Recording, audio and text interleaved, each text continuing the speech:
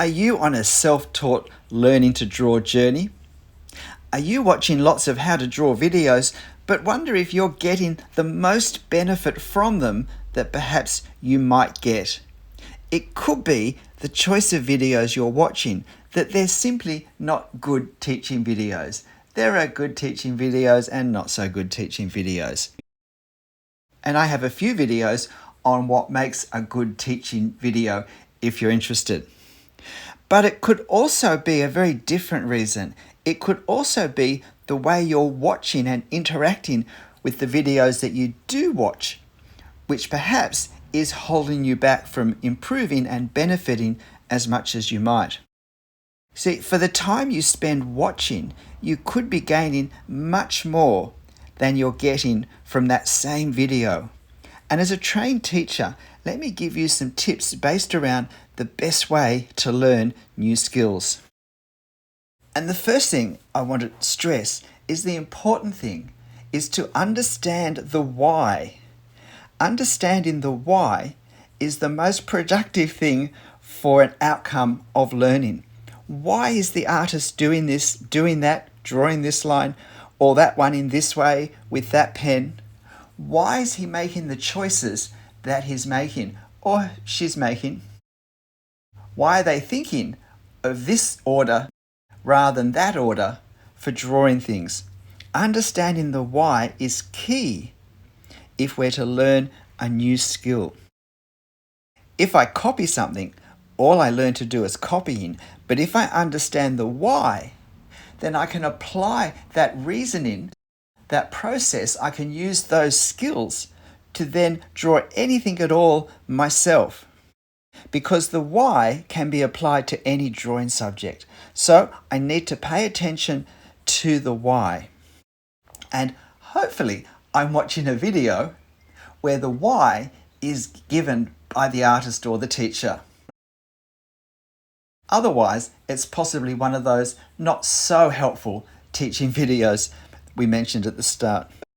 So firstly, I need to watch the videos where reasons are given, or the choices that are made, not just even a description of what the artist or what the teacher is doing.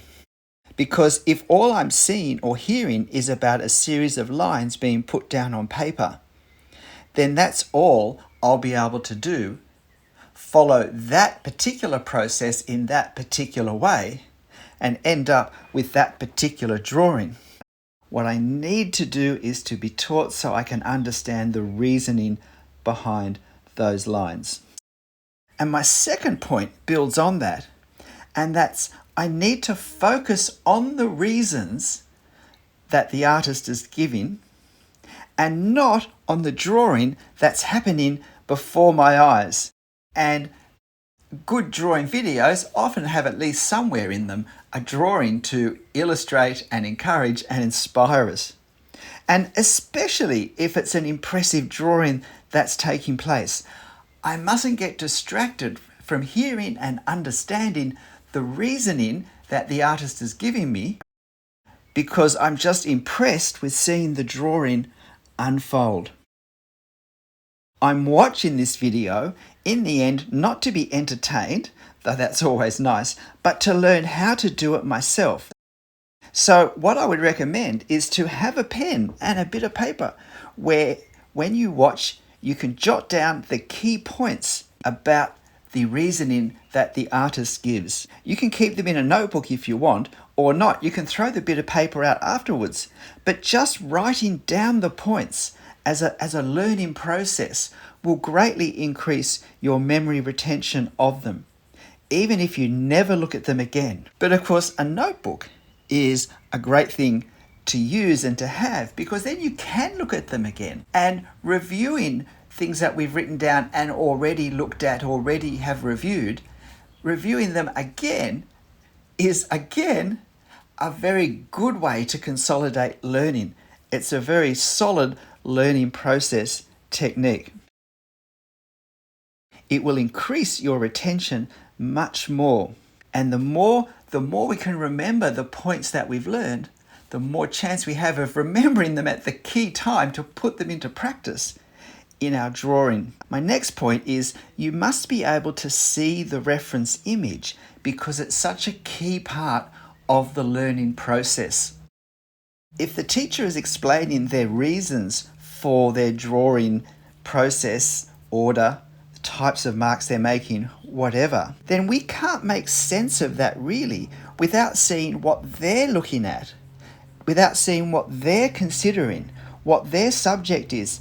And I mean exactly what their subject is, what the scale, the detail, the values, the composition, and so forth are.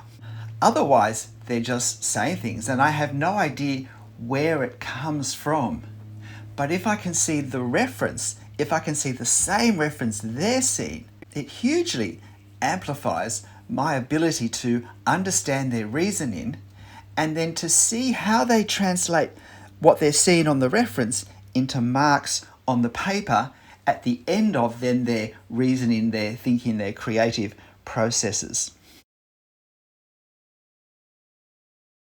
And while they're giving their reasons for the drawing, then I really need to pay attention to the reference at least as much as I am paying attention to the drawing that they're producing, even more so.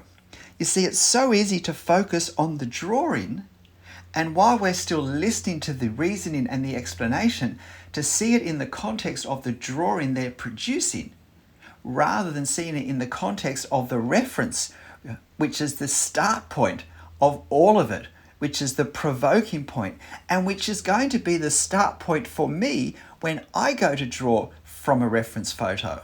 So it's actually the start of the process that I need to get clear, that I need to understand much more even than seeing how it looks when it's translated into the pen and onto the paper. And again, especially if it's an impressive drawing. But we have to keep remembering we're not watching this for entertainment, we're watching to learn. And I can compare their thought processes with my own thought processes as well. And that will also increase my, if you like, mental interaction with this process even more. And that's important. As I start to see how they're thinking in relation to the reference, I can actually start to see the reference in new ways. I can start to learn how to analyze a reference, and those skills I can take to any reference in the future. So we can't really appreciate the why without seeing what the why is based on. Now, next, and very importantly, we mustn't try and draw along with the video, stopping the video as I go. So I might watch 5 minutes, stop the video, draw what the artist has drawn, start the video, listen to a few more minutes, draw a bit more, maybe stop the video at some point when I start to fall behind, catch up, restart the video. This is an extremely poor learning process because I can't both listen to and understand the explanation and engage in the drawing process. One of them will suffer, but in all likelihood, both will suffer significantly. I both will not understand the reasoning as well as I need to and as well as I could otherwise, but I'm also not going to do anywhere near the best drawing that I could do if I could be then totally focused on applying that understanding to the drawing. I'm putting myself in the position of losing out on both sides of the fence. And yet I'm watching this video to benefit in both these ways. I will learn best with concentrating on one thing at a time. And that may mean in the end we watch a video a couple of times to engage in a different way each time, to have a different focus each time. There may be a key point also at the end of the voiceover about the drawing process as a whole that for some reason isn't given till the end, but I possibly need to know, or it's far better to know, when I start the drawing. See, if I'm trying to draw the same thing at the same time, I'm not going to have enough attention to observe the reference and understand the reasoning behind the teacher's decisions because I'm also drawing. So what am I going to do? Well, I'm going to start to put more and more focus on observing the drawing that the teacher, that the artist is doing, rather than the reference, and even more focus on the drawing that the teacher is doing rather than listening to understand the reasons that are driving the decisions of the pen on the paper. In other words, I'm going to start to just copy the drawing that's being done rather than hearing and let alone understanding the why of the process that's driving those marks. And from a learning to draw perspective, I've just hugely reduced what I'm going to get out of this video's teaching, what I'm going to learn. And at the end, I can't compare my drawing with the reference, but only with the teacher's drawing, because that's what I've copied. I haven't drawn this drawing from the reference. Despite possibly my best intentions, in all likelihood, I've drawn it or drawn much more of it from the teacher's drawing. And that's particularly the case when I'm trying to draw along with the video, and so there's this time pressure. I've slipped from learning to draw into learning to copy, probably without even realizing it. So if I want to learn, to really learn, to learn well, what comes next? Well, next is to use the reference for my own drawing, but without looking at the teacher's drawing. Now, we've obviously seen it during the video and we've listened to the explanation of it, and possibly we've watched the video twice. This would be a great learning process. We've watched it once focusing on the reference and the talking, and then the second time focusing on the talking and the drawing. But when I come to draw myself, what I need to do is just to use the reference without looking at the teacher's drawing. And this is one of the reasons I post the reference on my channel community page, so that you can see it somewhere or screenshot it and print off a copy without having to pause the video, where you can still see my drawing as well. Because I need to learn to develop those thought processes, that creative thinking myself. Because if I do learn to do that, then I can apply those thought processes to any subject. I also need to review whatever points I've written down in the video, or any other relevant points from relevant videos if I keep a notebook, before I start to draw, and then work out how I can apply them or which ones are relevant to the reference. But again, without looking at the teacher's drawing until I've drawn this myself. Now, if what I want is a shortcut to a quick, easy drawing, then I can just copy the teacher's drawing, of course. There's nothing wrong with that. But this video is assuming that you really want to learn to draw, that what you want to learn to do is not to copy my drawings, but to do your own original drawings that are as good, or from my point of view, better yet, even better than drawings I do. That's certainly my aim for you in my teaching videos. But I mustn't kid myself about learning to draw. Learning is work. It's hard work. Even for something that we love and choose to do, it's still hard work to do. And especially more so to do well. So then it's time for me to do my drawing. And I need to do my best to apply the reasoning that's been outlined in the video.